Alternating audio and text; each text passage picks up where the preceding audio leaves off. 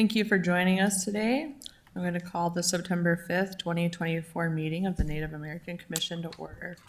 Let's begin with an introduction of our current commission members, starting with Dale. We'll switch it up and go the opposite direction. Hi, good afternoon. My name is Dale Sayers, member of the Blackfeet Nation, Turtle Mountain descendant. Buju Ashley Littlewolf, Boys Fort Band of Ojibwe. Whitney Johnson, current chair, member of Oglala Sioux Tribe.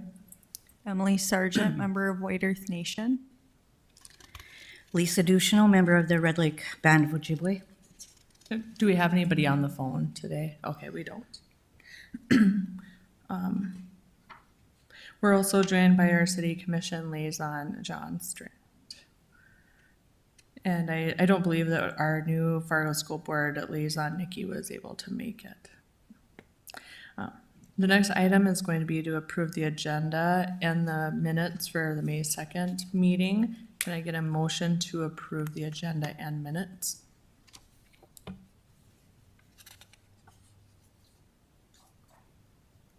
I'll motion. Can I get a second? I'll second. All those in favor say aye. Aye. Aye. Aye. Opposed, same sign. Motion carried. The next item is public comment. Speakers must state their name and will be limited to 2 minutes. Comments should not contain profanity or personal attacks. Do we have anybody signed up for public comment? So sounds like there's nobody for public comment. The next we'll move on to, we have a presentation from Essentia's Community Health Engagement staff. We're looking to build connections with the Indigenous community and share more about their work. Welcome, thank you. Yes, please, yeah. Yep.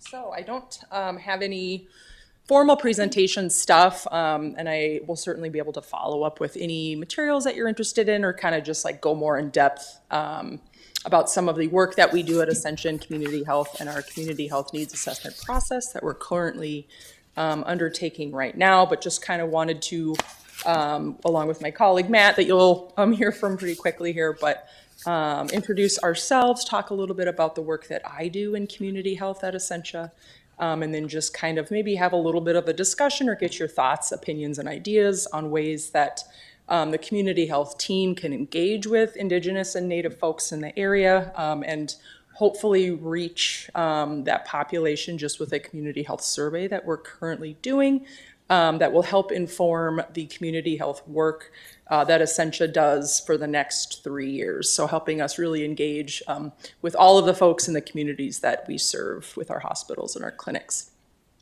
So I'm Allie Fast. I'm the Community Health Program Manager at Essentia for the West Market, which includes hospitals in Fargo, Ada, Foston, Graceville, and Detroit Lakes.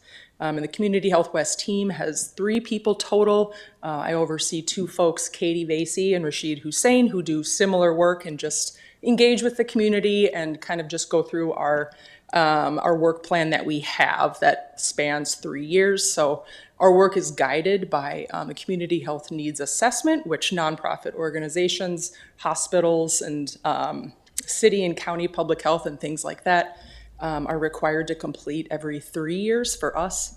So that current work plan is ending at the end of this year. So in June of next year, that will end and we will start a new community health work plan using data that we're gathering in communities to just help identify gaps and needs that community members think that there are or want addressed by us. So the community health survey that we're putting out to inform that work plan also helps us direct resources, so our community health staff time, but also community health dollars that go towards community health improvement in each of those communities.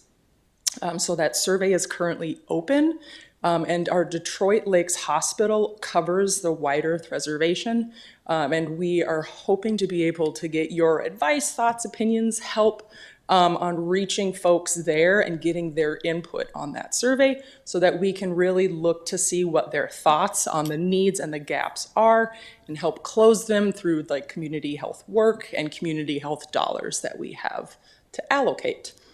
I don't know if that was just a lot of confusing information about the community health needs assessment or I can certainly clarify any of it, but would love your thoughts or questions just on kind of the work that we do and ideas that you might have to reach Native American folks in the area and really get a good response rate from them so that we can prioritize some of the health needs and close the gaps that they help us identify.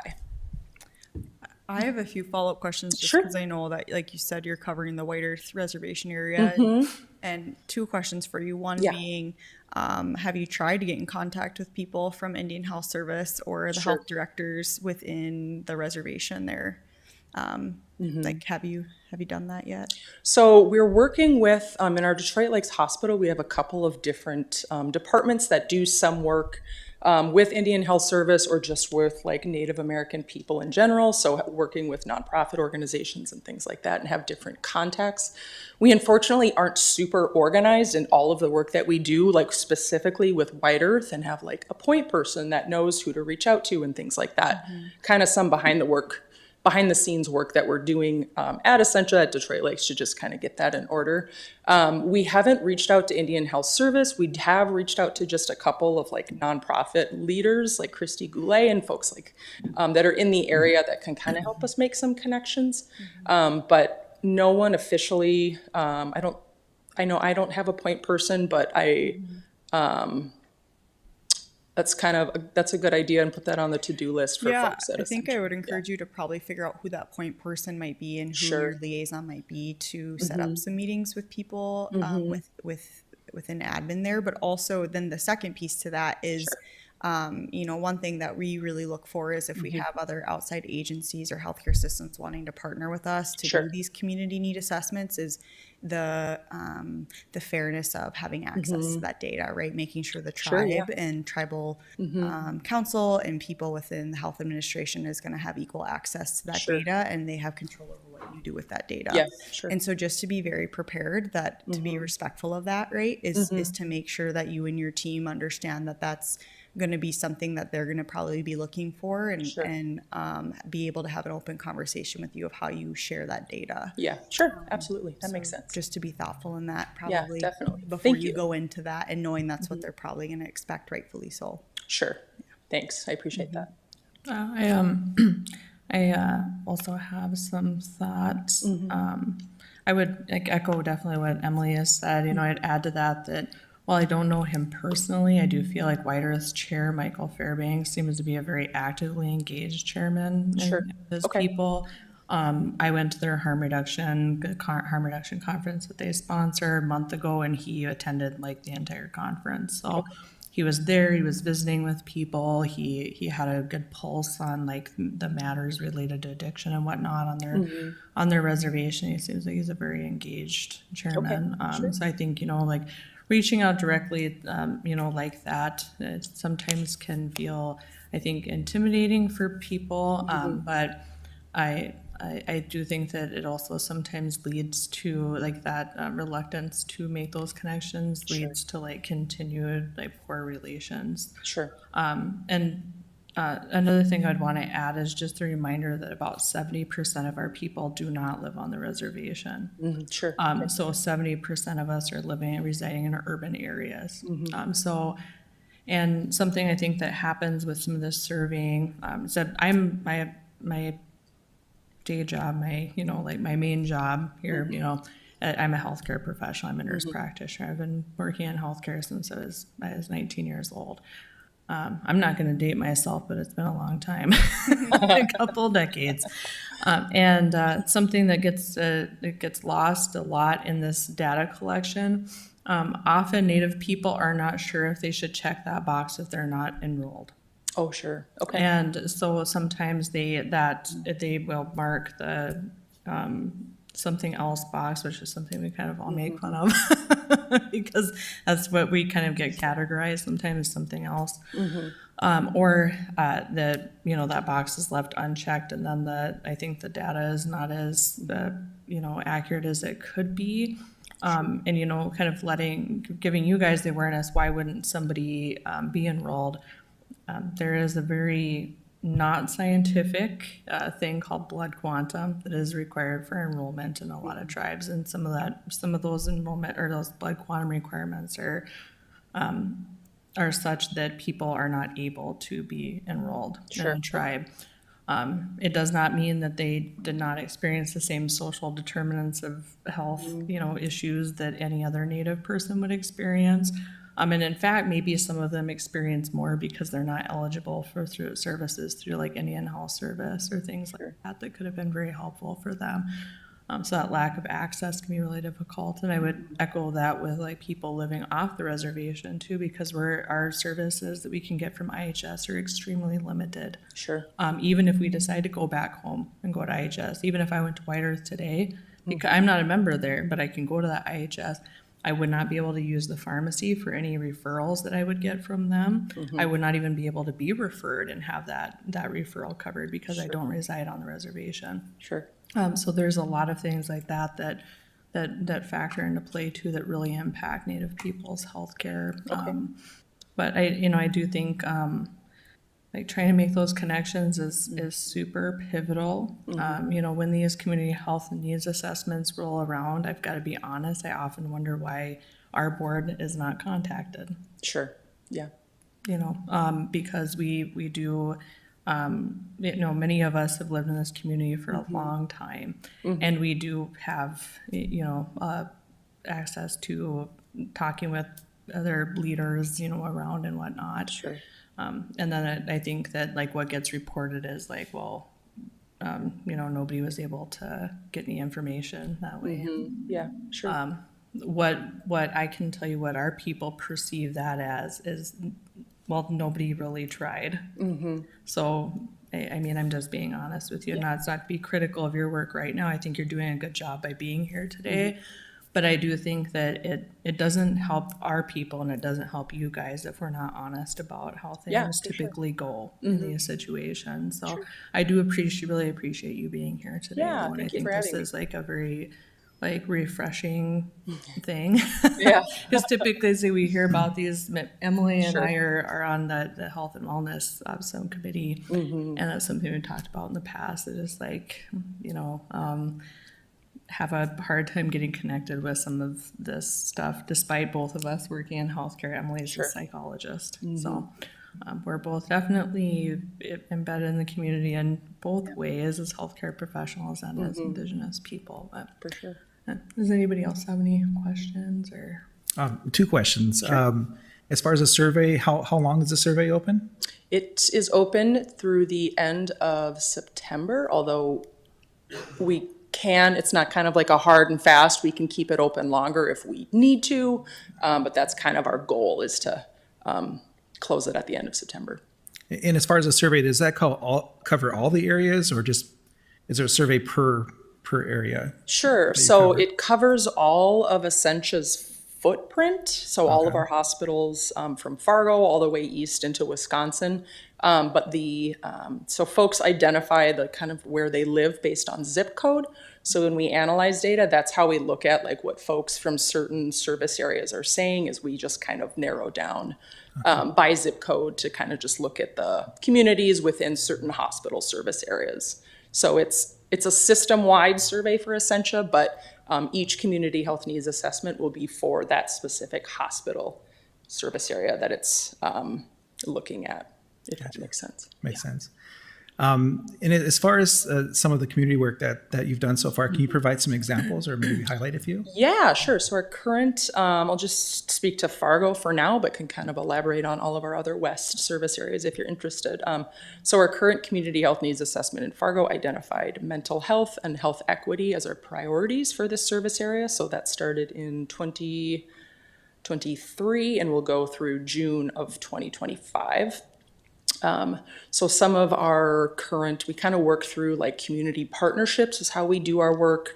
And those partnerships kind of dictate for staff, their time, right? So working with community partners, providing support, education, resources, things like that if necessary, but also community grants to those organizations to help them just do the projects and the programs that we're partnering on. So for example, Health Equity in Fargo right now, we're partnering with the YMCA to offer swimming lessons free of charge to new American kids in the area. So we have 4 different cohorts of 15 kids that will be going to the Y and getting swimming lessons, just to help them learn how to swim, just knowing that there are a lot of disparities in swimming and just being able to use the outdoors and stuff like that. Another example that we have is with the Moorhead Alternative Learning Center, so working with students there on mental well-being specifically, just knowing that that's a really specific population of kiddos, and have some specific and different challenges than a lot of other families do, and working to support them and just kind of mental health as they grow through school and then graduate and then go out into the world. So we really rely, and the point of, right, the success of community health is with community partners, right? So like building those connections and making sure that things are sustainable so that when we're not actively engaged in those partnerships, the work can keep going. So we do a lot of really, really cool things. It just kind of depends. Our projects are typically for like a 1-year span, and we still stay connected with those community partners after that grant, the financial part ends, but the financial grants are about 1 year. Okay, Yeah, thank you. you're welcome. Anybody else have any questions or comments? Okay. Can I ask you one follow-up question about one of your comments? So do you think it would be helpful to add an option or maybe like a clarification point under like when folks can check if they're like identify as like Native American? Would it be helpful, you think, to add like enrolled member or not enrolled member just to? Yes. Okay. Yes, and I forgot that point. I No, apologize. So I'm glad you asked that question. Something like that, or regardless of official enrollment or Yeah. something like that, I think would be great. helpful. Because Okay. there's a lot of funding too that is Sure. not dependent on enrollment at Sure. all that is available. Okay. So I think it could be, you know, it's, I think something that is identified as being missed on like a lot of surveying, not just within healthcare, like within education as well. Okay, awesome, thank you. Wonderful, thank you all so much. Thank you.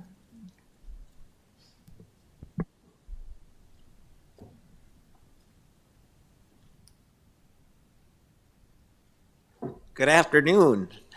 It has been such a privilege and so fun to watch Allie present too. We work a lot together, but we don't always have a chance to do the meaningful lift together like this. And I just want to thank you for the opportunity to visit. My name's Matthew Noggle. I have been a part of Essentia this is going on my 4th year. Prior to that, I had been in education for 20 years as an administrator here in the Fargo-Moorhead area, and for 2 years with tribally owned and Bureau of Indian Education schools in South Dakota, North Dakota, and Minnesota. Pre-COVID, and after that, had a chance to roll through and come out on the other end. I finally got my other passion taken care of, which is healthcare. I just mentioned that because it's a great marriage in my role as a workforce development specialist. So where Allie's team and where we cross over a little bit is giving each other a lift when it comes down to community support in all sorts of shapes and sizes. But my main role is looking at developing long-term pipelines for employment, which can mean a number of things. But most of all, it means working a lot with schools, getting people prepared, getting them engaged in a number of opportunities in health career fields. And I'll kind of walk through that a little bit, but I just so appreciate Ms. Johnson, Ms. Sargent, some of your comments and questions. I was just hearing that's all about relationship and a continuum of support. And I just hope that this is the beginning of a great opportunity to keep everybody informed of employment opportunities, educational opportunities, and the support network in order to help give the healthiest lifestyle we can to our important children, young adults, and those adults that are just looking for a career change or new opportunity to engage with school at some point in time. So we don't do a lot of work currently in the elementary range, but starting in middle school to high school, we start engaging in classrooms trying to expose a number of health careers that we just don't even think about. You know, some of those vital roles that do not pertain to being a doctor or a nurse practitioner, those types of items. But what about the rad techs, the MLT, the med lab technicians, surge techs, and a lot of those other areas? And how do you begin dreaming about getting into one of these vital roles in healthcare? So we'd like to try to expose students to as much as we can and give a lift as much as we can to supporting at least the exposure and proper guidance towards not only the literacy skills, but also the career awareness of what's available. We're involved with some school level activities such as HOSA, which is a healthcare career organization that supports our public schools as well. And towards the end of somebody's high school career or before, we start introducing them to jobs that they can attain as, you know, basically a 16-year-old and up to, whether it's nutritional services, nursing assistant opportunities, environmental services, in order to give them, you know, kind of that frontline view of what the rest of the hospital is looking like, so they can make some really informed choices about where they might want to be in a career and see themselves. You know, and just along the healthcare piece too, you know, as we have a bigger dashboard, I really appreciated the comments about even the attainment of healthcare for our brothers and sisters, in the sense of, you know, we also see other hardships, and how can we get a hold of those in the way of, well, you know what, if I need to go to Belcourt to get my our health services taken care of, it's a place where we feel comfortable and safe. Sometimes on the other end, it means, oh, looks like we're going to have some absences in school, and there might be a delay in learning in some of those opportunities. So how do we get services to combine to give the best support and lift to our families, so that they can be informed about how to get and receive the healthcare services that they need without disruption, essentially. But into the career mode a little bit, as we take a look at along things, we also do some financial support called Education to Employment for young women and men that are looking at getting degrees.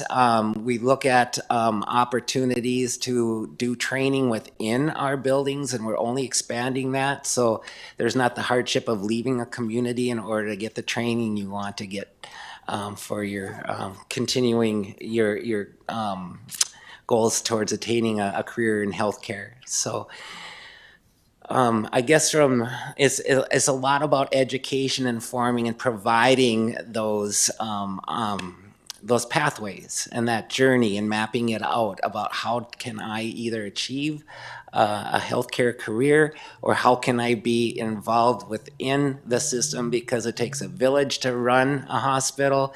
It's not all direct patient services, and there are a lot of opportunities between security and other non-patient facing roles as well, that we just try to find each individual where they're at and inform them of the opportunity, so we can hopefully match an interest, aptitude, and all those things with a role at Essentia in order to successfully support us both. And I would just like to say during the next upcoming, during the fall and into the winter here, as we're promoting and working with all of our community members on informing them about next steps on healthcare employment. And again, I kind of want to say, step back and just say, it's not just Essentia. We believe in giving the entire community a lift, whether they're heading towards another healthcare provider or not.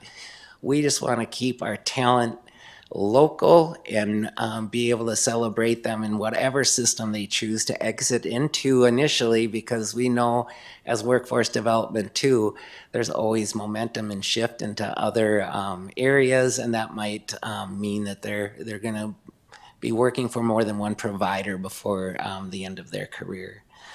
I know this has been kind of a 10,000-foot scatter view of everything, but I hope it's really an introduction to my role in general, so you know who to reach out to if you find somebody looking for a position, if you want some counseling done in a small group, or if you have a larger group of people that just need to be introduced into the application process, much like checking the box. I think a lot of our things that we run into problem is the relationship of communication and making sure that we're all giving each other the right support to get through the application process in order to be engaged, and then also give hopefully some priority for those willing to sit down and listen to us discuss our professional opportunities so that they can see a little bit more of an expedited return on their application. So again, we're engaging the community in a way that our whole community looks represented under our roof as well as professionals go. So again, I know that was a lot in a short amount of time, and I would welcome any questions that you might have about seeking employment, education, or just services in general. I was gonna ask, are you guys connected with the Indian education programs in Moorhead, Fargo, West Fargo, and DGF? So yeah, actually I'd been a principal in all systems, so I do know a lot of the folks. If the roles have turned over in the last 2 or 3 years, maybe even up to 5, maybe not as much, but I do stay in touch with administrators. We're just getting to the point where I can really do a deep dive into that age group. Just to give you an example, I was a team of 1 for the whole footprint in Wisconsin to all the way to Bismarck, and now we have a 4 or 5 on our team, so we're getting that chance to do a little bit more of a deeper dive into local education. And yes, you know, an example of that too would be like the AVID program at some of the schools here, Advancement via Individual Determination, that specifically works with Native American programming, and also, you know, kind of focuses in on students that don't necessarily have that generational role modeling going on as far as careers outside of what they have seen growing up. So as much as we can, we will be, and especially over the next year, that's really a goal of mine, is to get much deeper into the local high schools at that level. Yeah.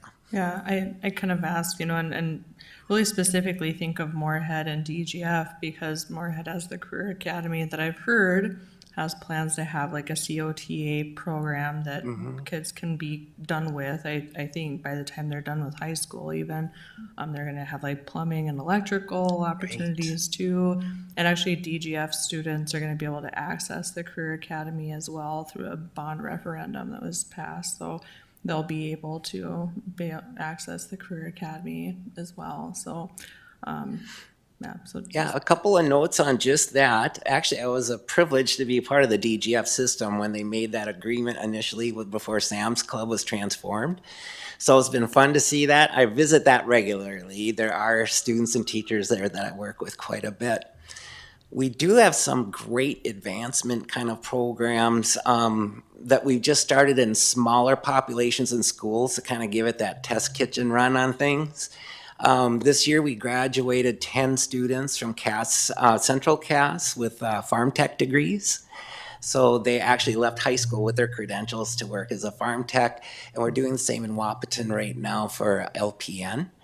And as far as looking at the academy models, that's something I've always had a passion about, because I think we finally dialed back towards you know, anything you can do to expand curriculum to involve the interests of all students. I think we were so disengaging for a lot of students that we're just trying to make it through so they could get that diploma, move on.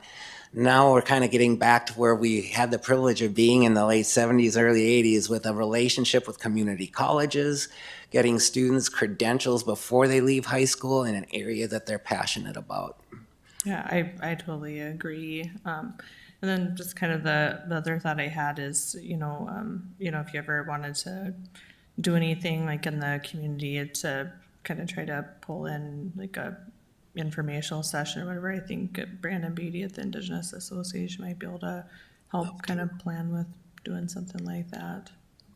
Well, I hope that can be a real connection. I hope that this is, you know, one of my main goals in coming here today too is just that relationship of what I do, who I am, and how we can engage each other in meaningful work throughout the not only school year, but what about this? What about our friends and family that are in adult basic education? For example, I'm meeting with both adult basic ed and directors. I've been meeting with the Moorhead one now, Tammy Schatz, for during most of the summer, and we're setting up a calendar of opportunities and events to expose their students as well that are looking for those opportunities before. Well, I should say not before they graduate, but kind of embed it so that their terminology, the vocabulary they're working on is more directed towards a health career, for example, if that's the way they choose to go. Yeah. Does anybody else have any questions or comments? No, I just want to say, miigwech, thank you to Matthew and Allie for coming today. I had worked with Matthew a little bit through Seneca's Career Coach Workforce Program, and so we really appreciate extending and opening up the relationship. So thank you for being here. It's a privilege. Thank you. Okay, the next item, we received a request from Seneca's executive director seeking feedback and support from the NAC for their proposed land acknowledgement. That was attached in our packets for reference here. Does anybody have any feedback or support they wish to share?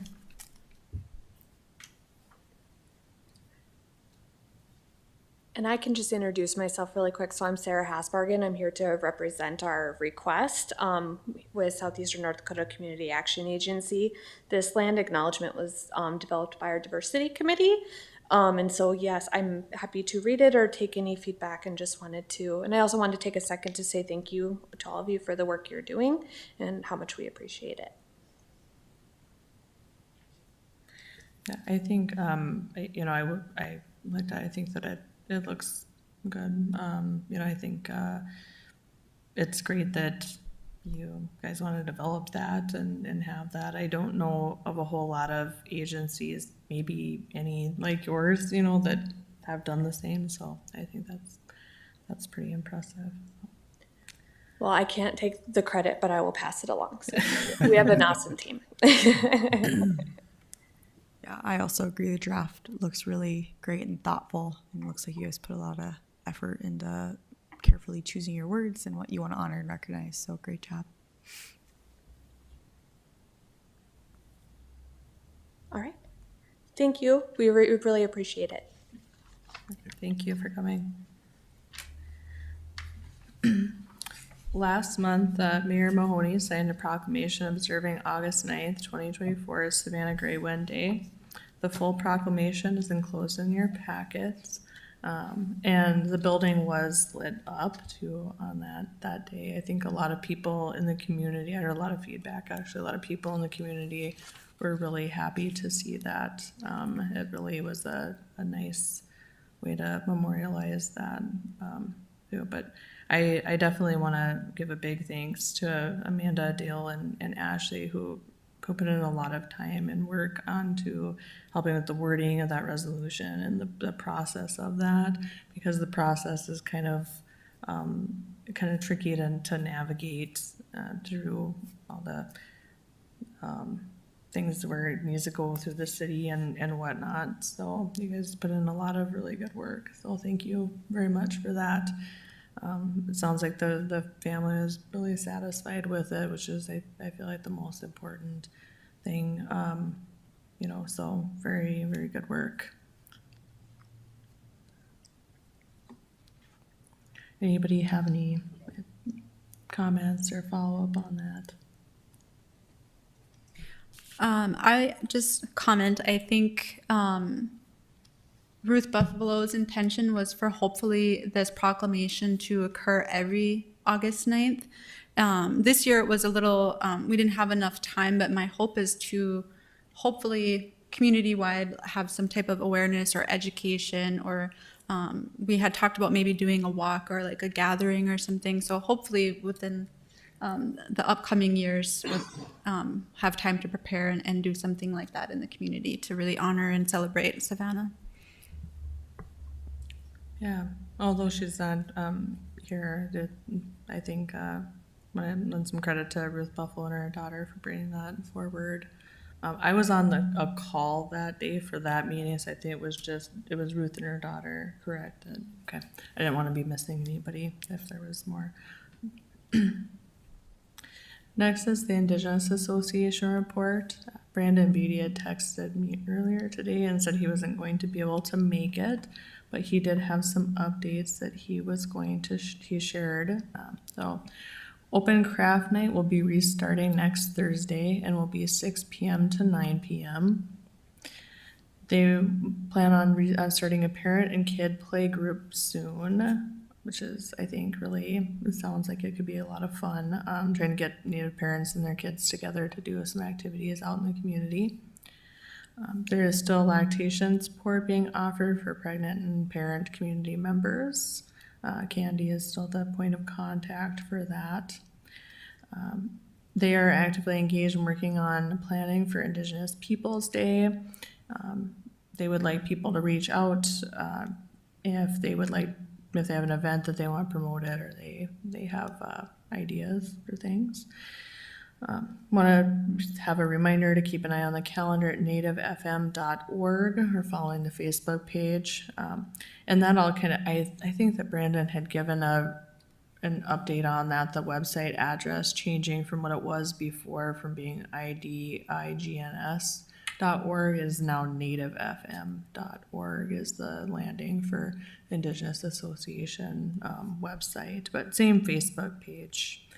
I think I went to the picnic last month and that was really nice as usual. So I think that went well. So I think we'll move on to some subcommittee reports. If anybody has from a subcommittee has any updates. From Housing Subcommittee, we, was it June? I think it was in June. Was it June? July, sorry. Months are running together. We put together and invited a lot of housing service providers, Native service providers, to kind of help form this subcommittee. That's Lisa, myself, John Strand is also liaison. But we had met the first time to kind of talk about what tribal partnerships could look like in the community, housing and homelessness barriers. And so I'm really excited to report, hopefully after our next subcommittee meeting, which will be September 17th, I believe. We will be meeting probably quarterly or every other month just to kind of work through some ideas and to continue to invite folks that maybe weren't invited and not missed intentionally but unintentionally, because Lisa and I worked hard to try to invite as many folks as we could. We also invited MHA's satellite office and had reached out to Native Inc., Indigenous Association, the Indian Ed, Native Education Program. So we were trying to be really intentional to create a space for Native professionals, service providers that work with folks who are unhoused to talk through what tribal partnerships could look like. Collectively, what we heard was that there isn't an agency or organization that has formalized tribal partnership, but there's a lot of interest in pursuing tribal partnerships, coordination. One idea that we were talking about is trying to get outreach to Fargo area to so that a tribe could be here on site to help folks get connected to enrollment or access tribal IDs, talk to someone from a tribe to see what all services they provide. And so that's just a brief summary of maybe what we're hoping to try to work on. And there's a lot of good energy, and it was a really good meeting, and so I'm really looking forward to what we can try to accomplish on that subcommittee. I don't know, Lisa, if I forgot anything. No, I think that's about it. Okay. Okay, anything from education and cultural awareness? I don't have anything for health and wellness either. I'd like to get kind of that revitalized this fall. Two of the three of us were on a maternity leave at almost the exact same time. So, yeah, I did, you know, I feel like this is a very good opportunity with the presentation we had today to maybe start there. Is there any city staff that wish to provide a report? Sure, I can provide sort of a brief update on behalf of some colleagues you may or may not have heard in the news lately about a vote at City Commission this past Tuesday. They voted to pass a resolution and ordinance that addresses new public camping regulations. So the ordinance, it makes it illegal to camp on public property, reflecting a recent Supreme Court decision. However, the accompanying resolution does temporarily allow camping on public land with some new rules due to the shortage of housing and shelter and places for people to go. So I would encourage you, if you want more information on this, to check out the Gladys Ray Shelter Facebook page, where Chandler Esslinger provided a really great informational live stream video with details. And you could also tune in to see this past Tuesday's City Commission meeting, which also outlays all the public comment that was received during a public comment period for the resolution as well. Or if you have any questions, you can ask me. I can try to answer, or I know we have Commissioner Strand here as well. Does anybody have any questions immediately about that?